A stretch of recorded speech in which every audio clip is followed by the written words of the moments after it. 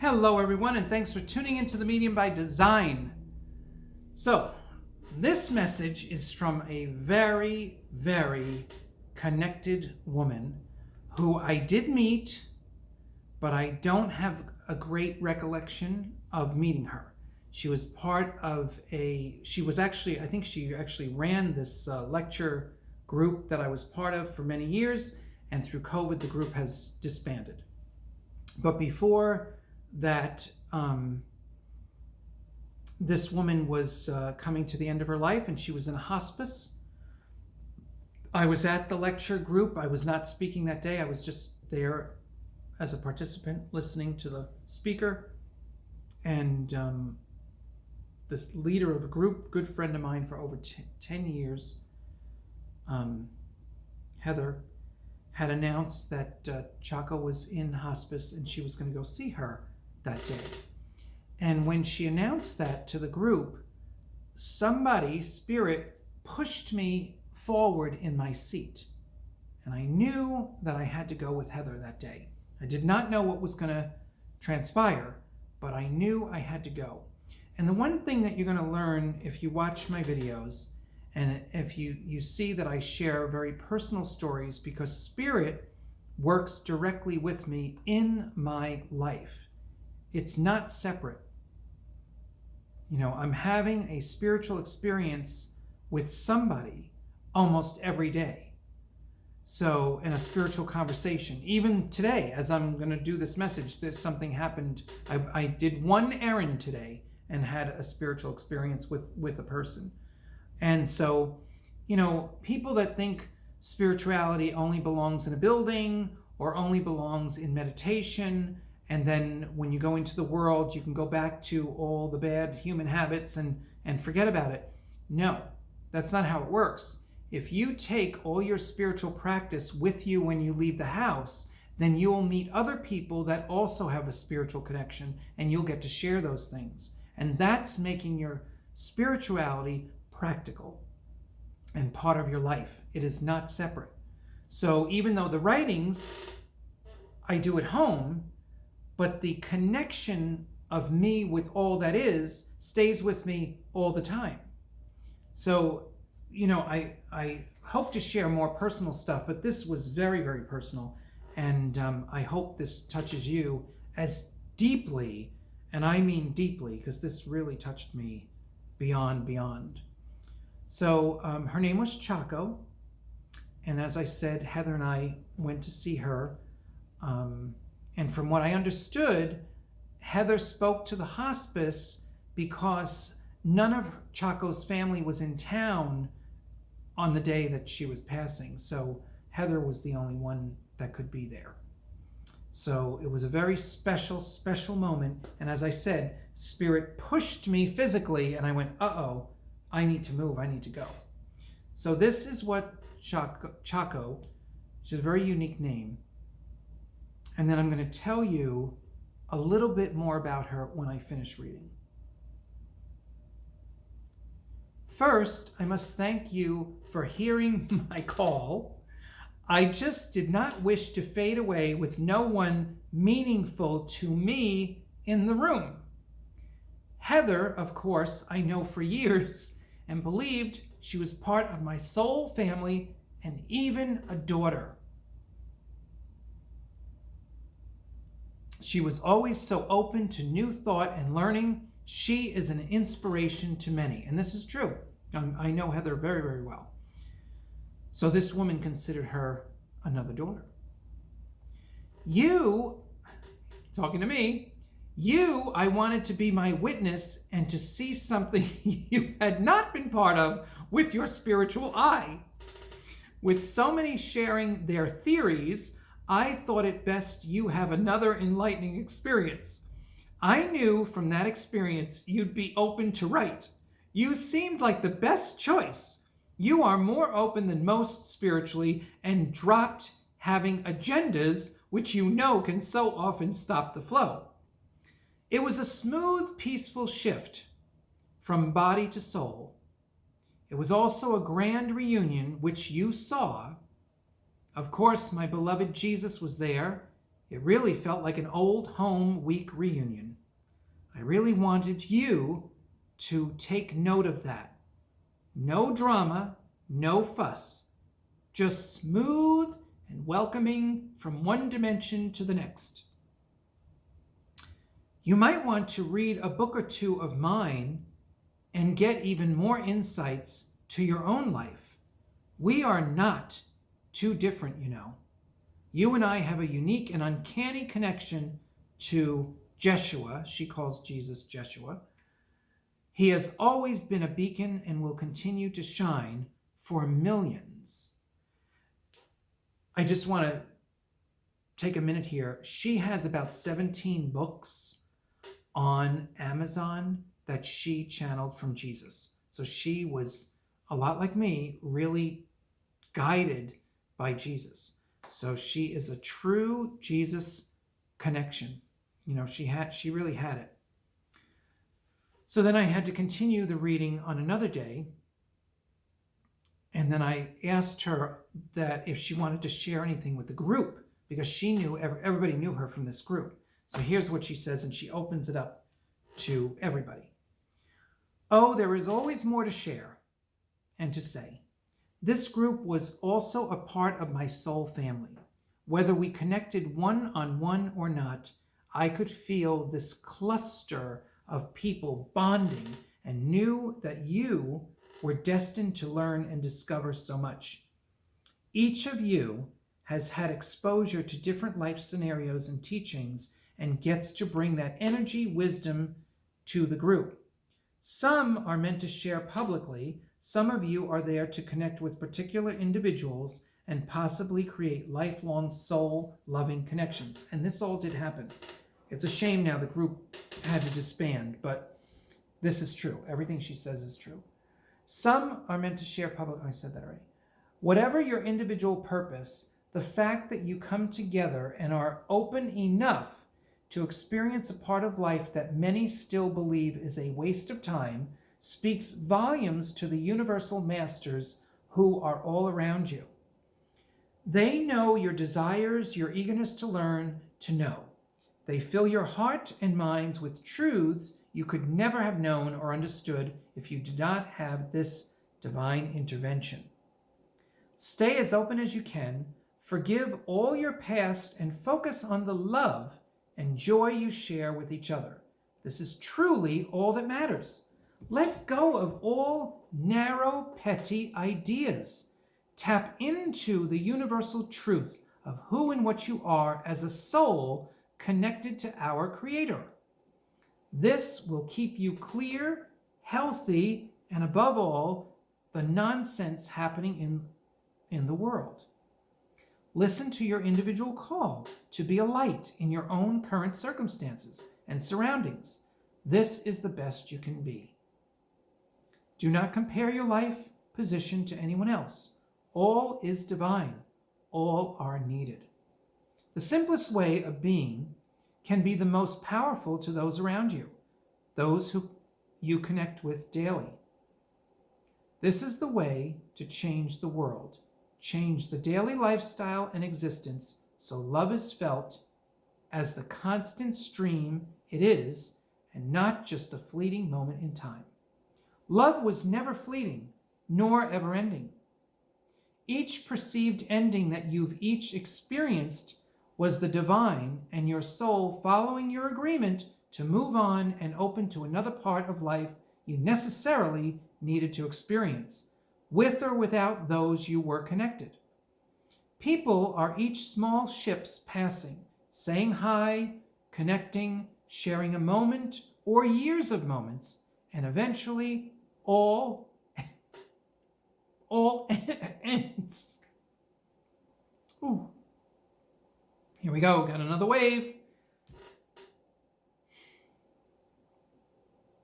Endings need to have,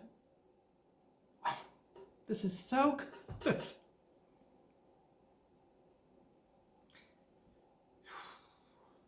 Endings need to have a change of perception. The narrow perceptions of life experience are holding so many back in patterns that keep life stagnant. Do not believe for 1 minute your age has anything to do with your evolution or progression. This group was an older group, but as you can see, this is for all of us. Progress can be made until your last breath. Just listen to how I walked out of this life and into the next. And I'll tell you that story when I'm done here, how she crossed over. I was learning and curiously checking out the path before I made the full commitment to leave. I literally felt like a child coming home to my soul family after a worldwide tour and the longest college education in history. Your history matters, your lives matter, and above all, your continued learning, opening, and expanded understanding matters. You're never too old to learn is not just a saying, it's a fact of life as long as you believe. Then I wrote from her again. She was on my mind one morning, and then I was thinking, that's funny, this last message, I was thinking about putting her on YouTube. This is when I got that inspiration. So now this is the last piece of this. I just asked her for any insights and anything else she would like to share with me. Okay, so now I went back to me. The other was the group. So here she goes. You know, you don't give yourself much credit for how far you've come. And all your understanding now, all you understand and know now and learned over the course of your life. This is not due to your life moving too fast either. It is more of you just thinking this is the way life is without much thought. You so clearly forget that this is not the way of life. This is not the way life is for most. Far too often, the spiritual crowd takes all their experiences for granted or simply flies through one and runs to find the next fix. It truly was starting to become an addiction. You would be very on target to ask why. The reason for this is before this great awakening period, many were just getting glimpses of what was outside of themselves, and that slight touch-in experience gave them a tremendous experience of love and acceptance, and even more so of connection. Now, with the universal energy speeding up and intensifying, the opportunity for many to experience the sheer bliss of feeling and then knowing they are truly connected to the magnificence of their Creator, they can be, and many will be, inspired to make more out of life through their divine individual spark of creativity. Remember not to judge what creativity is. It is probably the most wide range of experiences, since everyone has their own unique perspective, gifts, and ways of creating. The variables are infinite. Also, remember that each has her own area of expertise, of soul calling, and every piece of this magnificent tapestry. Woo! Here we go. Another wave.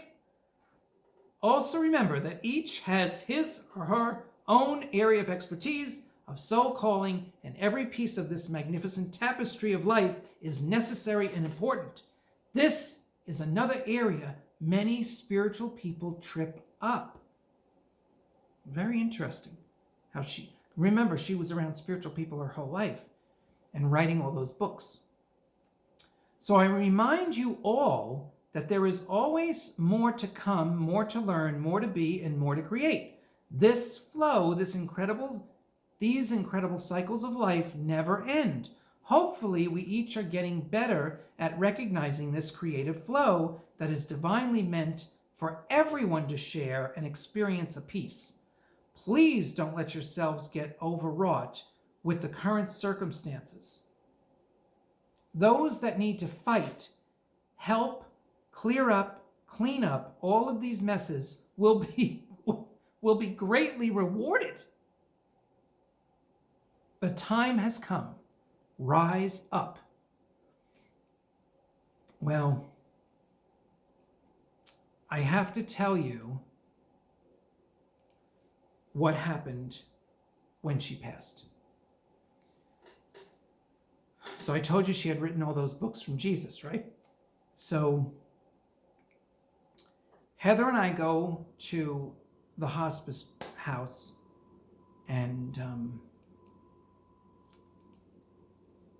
we go into the room, and she's there, and she's kind of in a stare and having a labored breath, a very uneasy, uneven breath.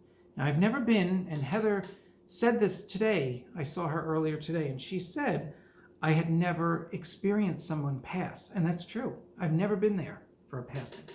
So for me, Chako was right.